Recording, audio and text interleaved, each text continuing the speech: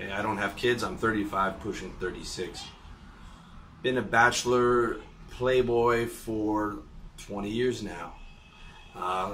In between then, I've had casual sex. I've had multiple women that I'm seeing at a time that's above casual sex but below having a girlfriend. And I've had girlfriends, and I've had girlfriends that I have lived with, and sort of run through that cycle a number of times.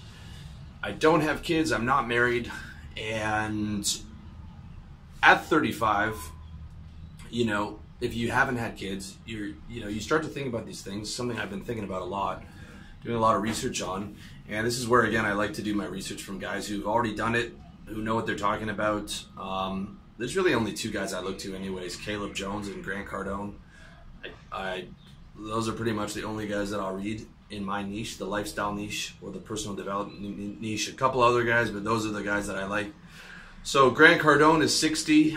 He's probably got 100 million in the bank. Had kids at 51, had kids really late after he made most of his fortune. He's pro-family and pro-commitment, but he went through, I mean, he was a player until he was my age. I think he settled down with his girl, but they didn't have kids till quite late.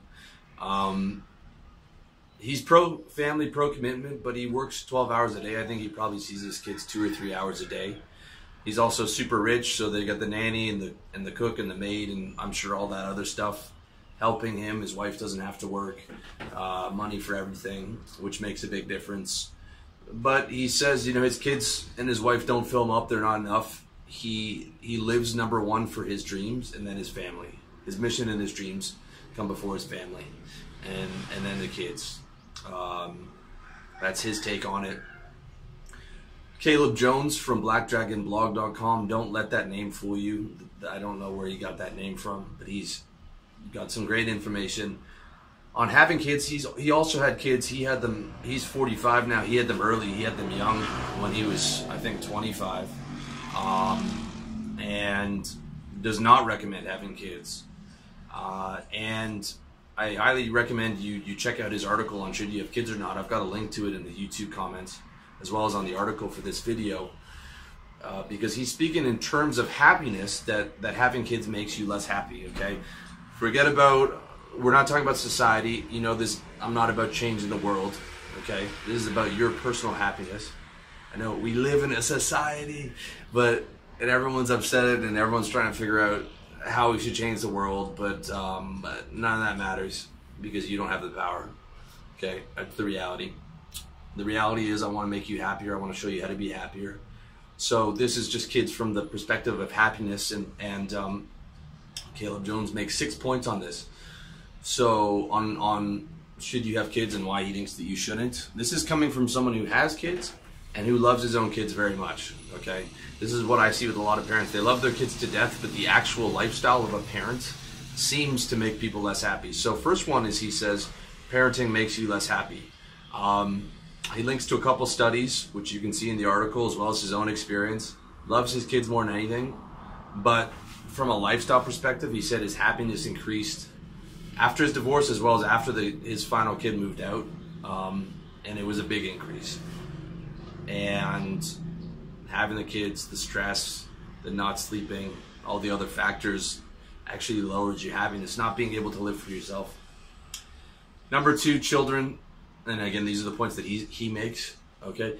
Children are expensive as hell, I agree. I mean, what is it, $250,000 to raise a kid from 0 to 18? Double that if you want them to go to good schools in North America. 2 kids, $500,000. It's half your retirement there, you know, if not more. If you're putting in more money to your children, that's super expensive. Number 3, child support, gun to your head. Okay, you know, in the video I did on why you need to avoid divorce like the plague, I talk about legal marriage and not getting legally married.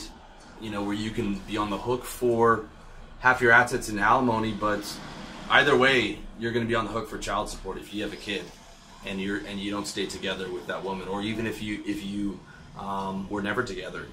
And the way that works is, if you don't pay, they garnish your wages. If you don't have the wages, you go to jail. It's no fucking joke.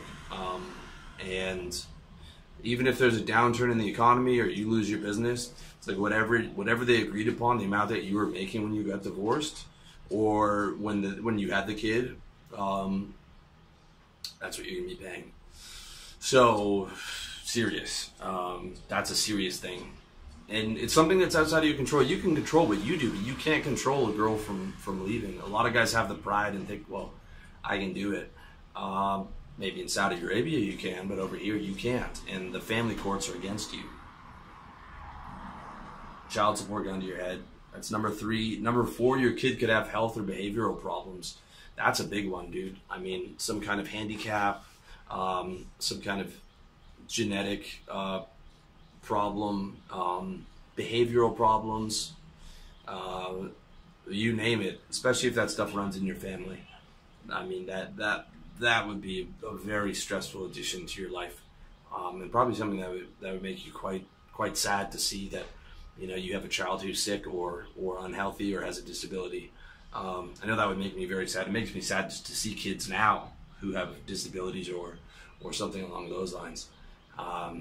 Very difficult to see. Number 5, he says your relationship suffers. I believe this. He points out that the 2 biggest fights for most couples are about money and about the way that they should parent the child. I believe that. And you also have the stress of dealing with kids. You have lack of free time. Both people are tired. Like, if you can't afford to pay for your wife not to work, then you got 2 exhausted people coming home from work. I mean, I think that the fact that women have entered the workforce since the 60s has contributed a lot to the divorce rate, because you need 2 people to provide, to be able to afford the house and to be able to pay for the life, and now 2 people are exhausted. I mean, 2 people are overworked, 2 people are stressed. So relationship suffers. Number 6 point he makes is you're the second priority behind your kids. I agree with this as well, where after you get married, your wife loves the kids more than you. The kids are more of the priority to her life than you are. I think that's genetic. I think that's built into the mothering instinct to help the species survive. But you as the husband is there in the background now, paying for stuff. I don't think in all cases. I think but in many I see. So that's something to think about. So finally, he makes some exceptions for guys who are rich and can afford to pay the potential child support if things don't go well as a guy who's rich can afford a huge place, a nanny, a maid, a cook, can afford his wife not having to work so she can relax a bit during the day and recharge and do yoga and things of that nature. That's the only scenario I see for myself having kids.